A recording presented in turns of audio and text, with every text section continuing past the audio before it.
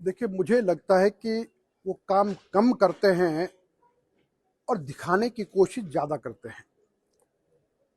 कुल्लू के अस्पताल में वो नई सुविधा कोई दे नहीं पाए हैं।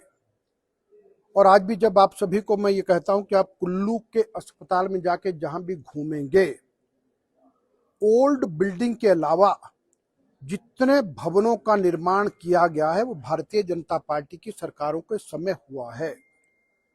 और जो ओल्ड बिल्डिंग के साथ जो एक बड़ी बिल्डिंग बनी है, उस भवन का तब फाउंडेशन किया गया था जब प्रोफेसर प्रेम कुमार धूमल जी हिमाचल प्रदेश के मुख्यमंत्री थे और ठाकुर चंद्रसेन जी कुल्लू विधानसभा क्षेत्र के विधायक हुआ करते थे।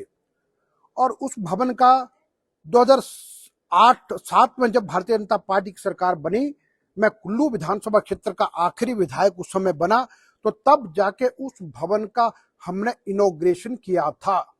और उसके बाद फिर यह है कि जब आवश्यकता यहाँ पर पड़ी तो वर्तमान जो पिछली जो हमारी सरकार रही है, उस सरकार के समय हमने अस्पताल में और सुविधाएं देने के लिए यहाँ पर करोड़ों रुपया खर्च करके ये एडमिनिस्ट्रेटिव ब्लॉक की जो बिल्डिंग है, इसका फाउंडेशन भी हमने किया और ये बिल्डिंग तैयार करके भी हमने दी।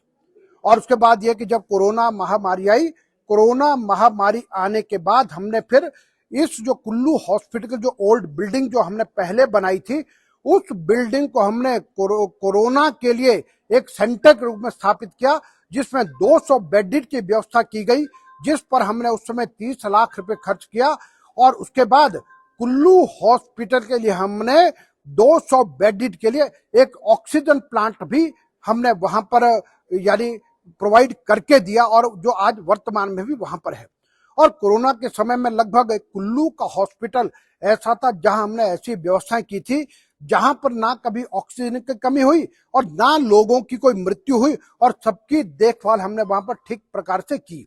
और उसके पश्चात यह है कि जहां पर यह है कि मातृ और शिशु के इलाज के लिए एक अतिरिक्त व्यवस्था की आवश्यकता थी, तो हमने भारतीय जनता पार्टी के राष्ट्रीय अध्यक्ष श्री जगत प्रकाश नड्डा जी से निवेदन किया कि हमारे कुल्लू के हॉस्पिटल में भी एमसीएच सेंटर चाहिए।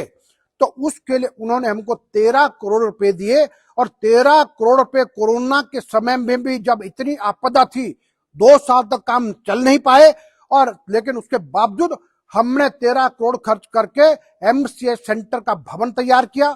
और फिर हमने केवल मात्र भवन ही तैयार नहीं किया, भवन का हमने उद्घाटन भी किया।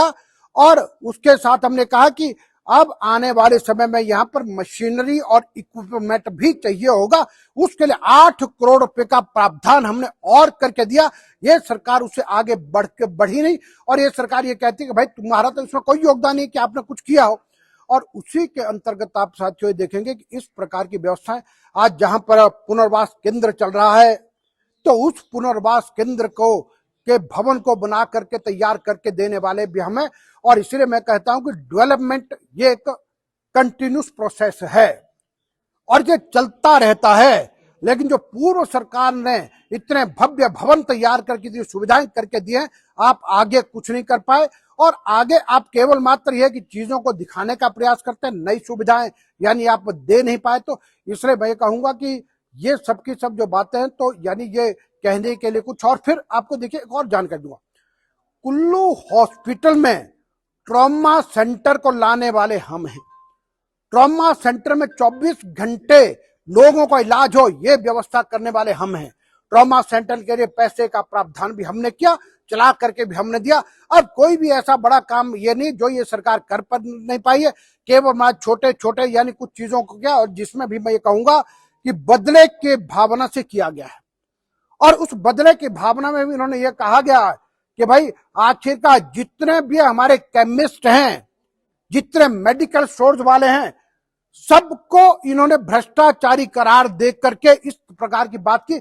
हम ये नहीं कह सकते कि सब जगह, कुछ एक लोग हर जगह पर गलत हो सकते हैं, लेकिन सबके सब लोगों को कहना कि ये मिली भगत करते हैं, ये गड़बड़ करते हैं, वो गलत है। बदले की भावना से कुछ चीजों को करने का प्रयास किया है, लेकिन वो भी फलीभूत नहीं होंगी। तो इसलिए ये मेरा आरोप है कि ये सरकार बदले की भावना से काम करते, इस प्रकार के काम ये करती है। और दूसरा मैं ये भी कहूंगा कि अभी यहां पर एक पत्रकार मित्र ने प्रश्न पूछा कि भूंतर के बैली ब्रिज का क्या हुआ। आप सभी को याद है कि यहां कुल्लू के विधायक और सीपीए सुंदर सिंह ठाकुर जी भारतीय जनता पार्टी के शासनकाल में बड़ी बड़ी बातें करते थे और ये कहते थे कि हमारी सरकार बनने के 10, 15, 20 दिन के अंदर हम एक सब काम करेंगे।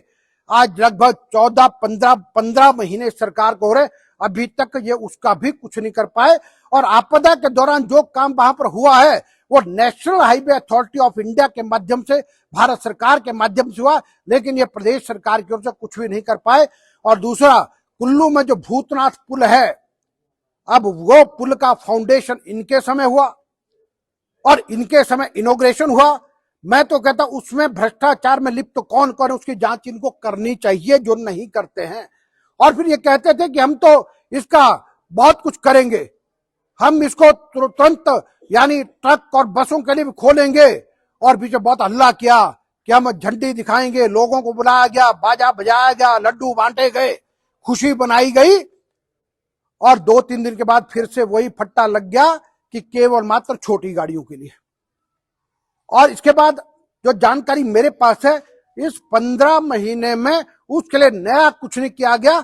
जितनी गतिविधि, जो कुछ चीजें हमारे समय में चल रही थी उसी पर है और आगे ये कुछ भी नया कर नहीं पाए। तो इसलिए मैं कहूंगा ये सरकार हर मोर्चे पर फेल है, हर मोर्चे पर असफल हुई है। और यह कि मैं तो कहूंगा कि सुखविंदर सिंह सुक्खू की सरकार में ना उनके विधायक खुश हैं, ना उनके सांसद खुश हैं, ना उनके मंत्री खुश हैं। रोज ऐसे बयान हमको आ रहे हैं और ये सरकार अपने भी फंसी है। और निश्चित रूप से मैं कहूंगा कि इस सरकार का समय भी थोड़ा है और आने वाले लोकसभा चुनाव में 4 सीटें भारतीय जनता पार्टी जीतेगी।